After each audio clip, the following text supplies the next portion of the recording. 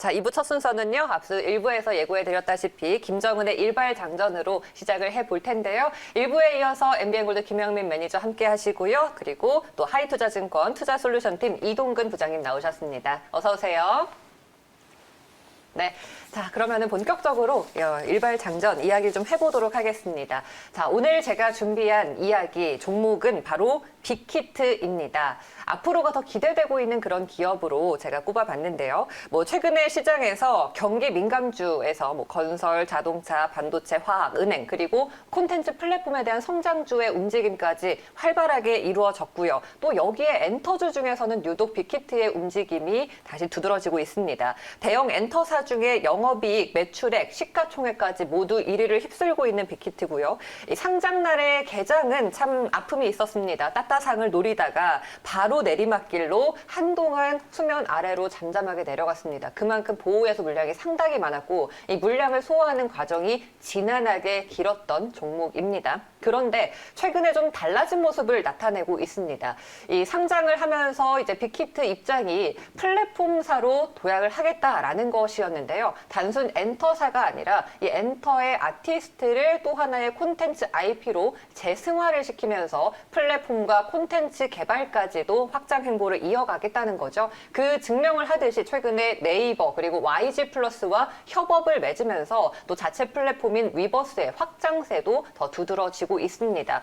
그런데 빅히트에는 BTS만 있는 거 아니냐라는 공격이 최근 워낙 많았습니다. 근데 잘 보면은 아티스트가 방탄소년단, 뉴이스트, 세븐틴, 여자친구, TXT까지 다양하게 인기 아티스트들이 있고요. 이렇게 갖춰져 있는 가운데 BTS는 입대가 연기되면서 또 하나의 악재를 덜었습니다. 자, 그리고 최근에는 게임회사 스퍼브를 인수하면서 이 BTS의 활동과 관련된 이 IP를 다시 게임으로 전환해서 콘텐츠를 만들고 있고요. 또 이외에도 자회사 플랫폼 BNX 그리고 콘텐츠 회사 비오리진까지 보유하고 있는 빅히트입니다. 2월 이번 달 MSCI 한국지수 편입에 좀 기대감은 있는데 가능성으로 봤을 때는 그렇게 크지는 않다라는 얘기도 있으니까요. 이 부분은 참고하시고요. 당장 연휴 지나서 19일에 이 방탄소년단의 새 앨범과 멤버들의 믹스테이프가 나온다라는 소식이 기다리고 있고 또 2월 말에는 라이브 시랑 언플러그드 앨범이 발매가 되면서 다시 한번 빌보드 핫백의 기대감이 고조가 되고 있습니다. 이번 달 일정도 있는 만큼 한번 살펴보면 좋을 것 같은데요. 최근에 주가가 다시 좀 오르는 모습이 나오면서 증권사 리포트들도 긍정적으로 변하고 있습니다. 부장님 어떻게 보세요?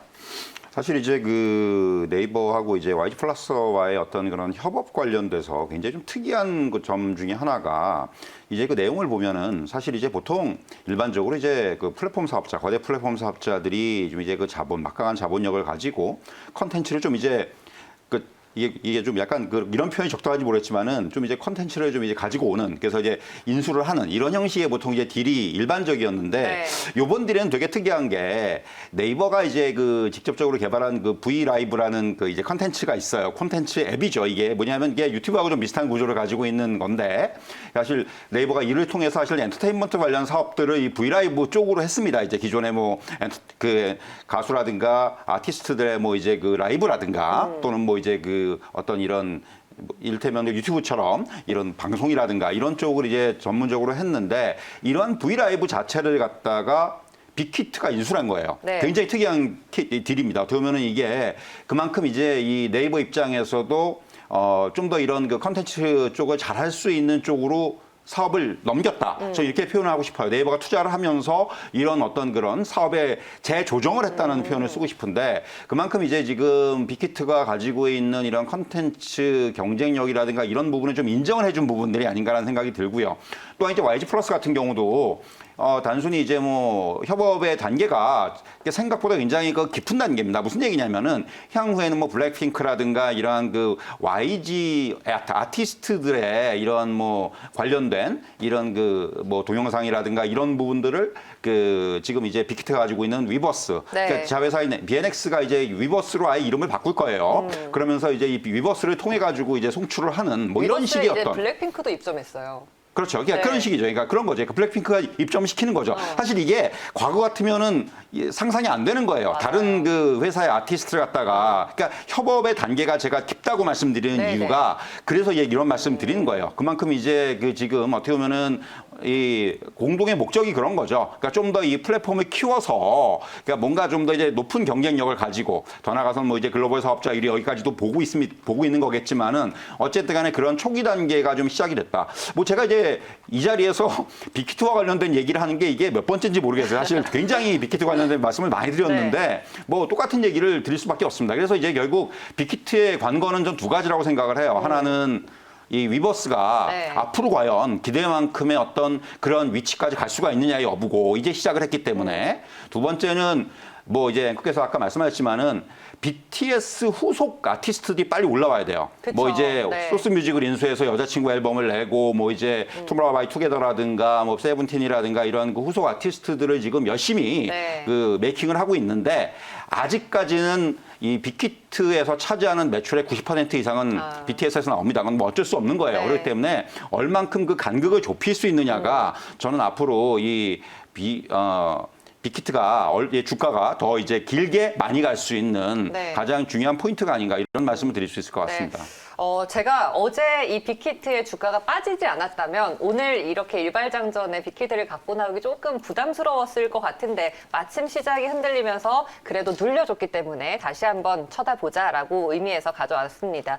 조금 전에 오늘 아침에 또 새로운 소식이 나왔는데 빅히트 엔터테인먼트와 YG 엔터테인먼트 그리고 유니버설 뮤직 그룹, 키스위 등 글로벌 4개사가 힘을 합쳐서 대형 디지털 라이브 스트리밍 플랫폼이 탄생을 했습니다. 최근에 빅히트 행보가 정말 바쁘게 돌아가고 있거든요. 그래서 이제는 플랫폼사 그리고 IP를 갖고 있는 콘텐츠 개발사로도 우리가 주목을 해봐야 될 것 같아요. 어떻게 보면은 이 BTS에 의존하는 그 의존도에 리스크가 있었잖아요. 그거를 다양한 아티스트들을 영입함과 동시에 이렇게 플랫폼과 콘텐츠 강화로 보완을 하고 있는 게 아닌가 이런 생각이 들거든요. 네, 저도 이제 빅히트 좀 첨언을 해드리면 워낙 이제 부장님께서 사실 아티스트나 이런 거 잘 알고 계셔서 설명을 다 해주신 것 같은데 실제로 저는 이제 좀 오히려 이렇게 생각을 해요. 뭐 사실 이제 그 빅히트의 방탄소년단 BTS를 뛰어넘을 만한 아티스트는 어쨌든 없잖아요.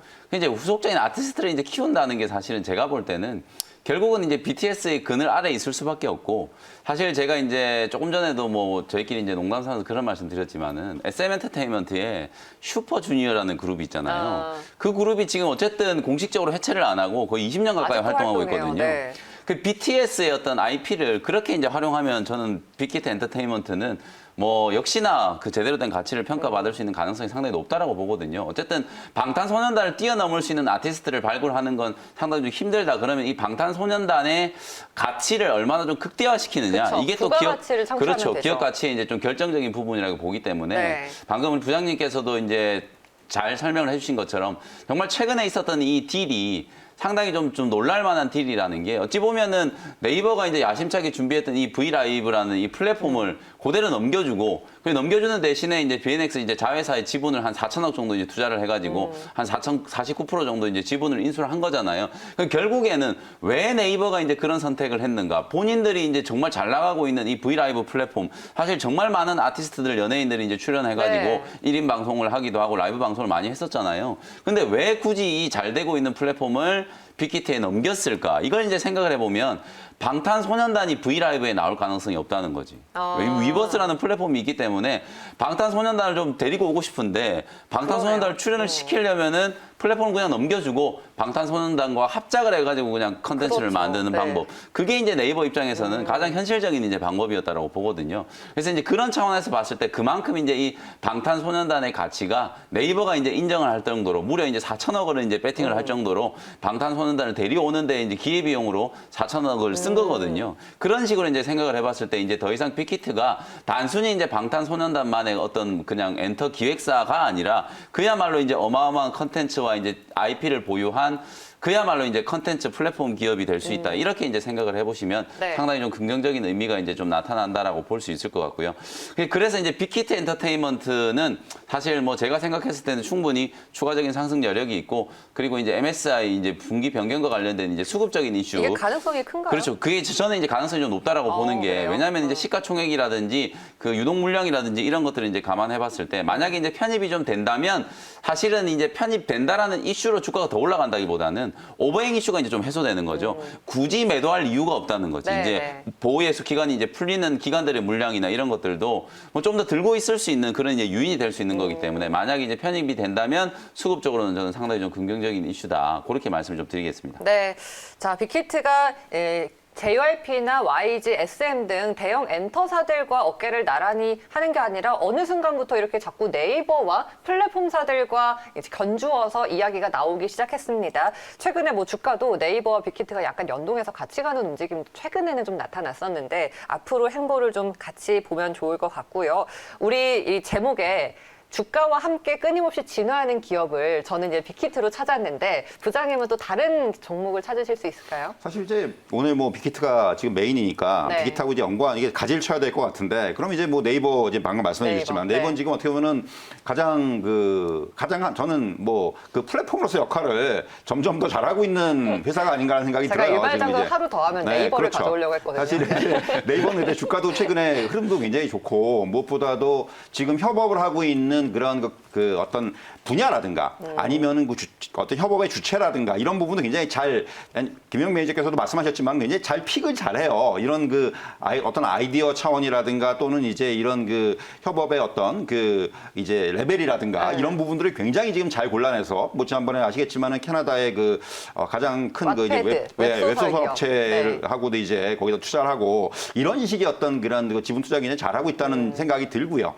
그리고 이제 또 하나 들자면 역시 YG 엔터테인먼트도 이제 네. 관련해서 들 수가 있겠죠. 이제는 YG 엔터테인먼트 같은 경우도 사실은 최근에 한 1, 2년 정도는 그 소위 말하는 엔터 3사 중에서는 주가가 제일 좋았던 건 JYP입니다. 뭐 아시겠지만은 뭐 이제 트와이스부터 해가지고 최근에 니즈까지 이제 워낙 원래 이제 그 JYP가 걸그룹 쪽에서 워낙 강점을 갖고 있기 네. 때문에 그러한 그 강점을 10분 그 발휘를 한 그런 이제 주가 흐름들이 나왔었고 사실 YG는 뭐 이제 소위 말하는 아티스트 리스크, 오너 리스크 이런 것들이 불거지면서 주가가 참 눌려 있었어요. 그런데 이제 어떻게 보면 YG 입장에서는 지금 이러한 그 빅히트와의 어떤 협업 이런 부분들 네이버와의 어떤 이런 협업들이 그 굉장한 승부수라고 생각을 해요. 저는 개인적으로. 이제 어떻게 보면은 사실 오랫동안 좀 이제 위기가 있었기 때문에 이런 위기를 타개하기 위해서 YG가 좀 적극적으로 최근에 어떤 이런 부분들을 좀 나타내는 것이 아닌가라는 생각이 들고요. 또 하나 이제 제가 말씀드릴 수 있는 부분들은 YG가 단순히 이제는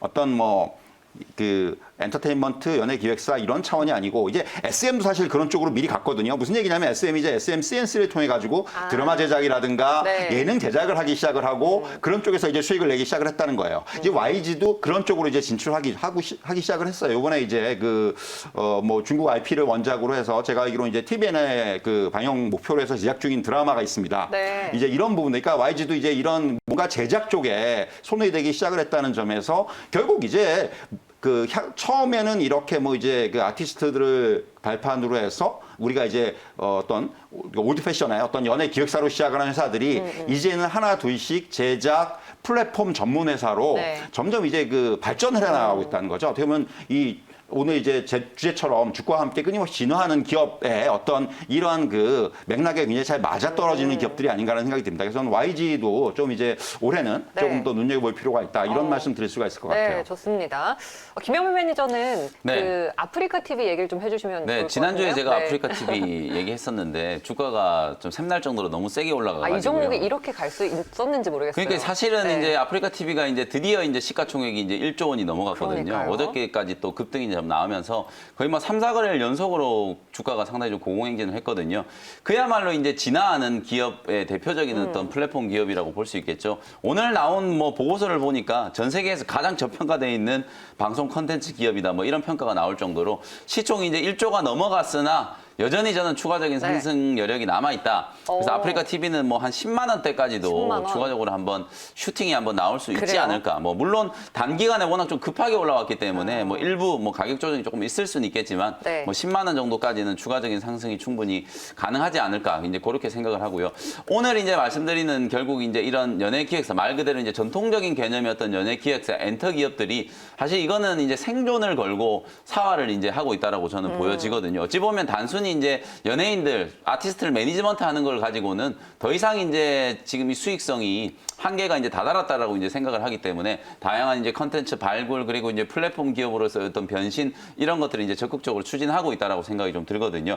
최근에 그리고 사실 알게 모르게 이런 컨텐츠 엔터 기업들이 주가가 상당히 좀 강하게 올라가기도 했었어요. 맞아요. 뭐 뉴라는 영화 제작하는 기업들, 영화뿐만 아니라 뭐 이 회사도 사실 드라마 제작하는 회사인데 어마어마하게 주가가 세게 올라갔거든요. 뭐 바닥에서 거의 100%가 넘게 상승을 했고 또 사마 네트워크스라는 이런 엔터 기업도 역시나 드라마 제작하는 기업인데 이 회사의 주가도 대단히 좀 강하게 좀 올라왔거든요. 물론 이런 컨텐츠를 갖고 있는 기업들이 상당히 좀 저평가되어 있었고 최근에는 뭐 중국의 텐센트가 올해부터 뭐 한중 문화 교류 협력 뭐 원년이다 이런 얘기가 네. 좀 나오기 시작하면서 국내 이제 게임 회사 그리고 이제 컨텐츠 회사에 투자를 할 수도 있다 약간 이런 소문들이 좀 나오기 시작하면서 최근에 거의 한 달 동안에 상당히 좀 강하게 주가가 좀 올라가기도 했었는데요. 실제로 엔터 기업들이 시장이 이제 상승한 위치와 비교해 봤을 때 여전히 좀 저평가되어 있는 그런 이제 구간이기 때문에 뭐 엔터 3사를 비롯해서 빅히트 그리고 제가 방금 말씀드렸던 이제 드라마, 영화 제작하는 기업들까지도 네. 분명히 이제 재평가가 좀 진행이 좀 되고 있다. 요 포인트를 좀 이해하시면 될 것 같고요. 저는 어쨌든 뭐 추가하는 기업은 아프리카 TV 뭐 네. 지난주에 이어서 오늘도 아프리카 TV 충분히 추가적인 상승 여력이 있으니까 다시 한번 이제 재차 네. 강조를 좀 해드리도록 하겠습니다. 네, 정말 뭐 IT나 자동차가 차량용 반도체라는 접점을 찾아서 더 커진 것처럼 이제는 뭐 플랫폼 콘텐츠, 뭐 게임, 엔터 영화까지 계속해서 합종 연횡을 활발하게 이루어져 가고 있는 것 같습니다. 자, 김영민 매니저는 여기서 보내드려야 될 텐데 네. 이벤트 있으신가요? 네, 오늘은 네. 이제 이벤트 없고요. 뭐 설 연휴이기 때문에 새해 복 많이 받으시라는 이제 명절 인사를 좀 드리고요. 저는 설 연휴 이후에 다음 주에 또 더욱더 좋은 종목 준비를 해가지고 인사드리도록 네, 하겠습니다. 알겠습니다. 오늘 말씀 잘 들었고요. 고맙습니다. 네, 감사합니다.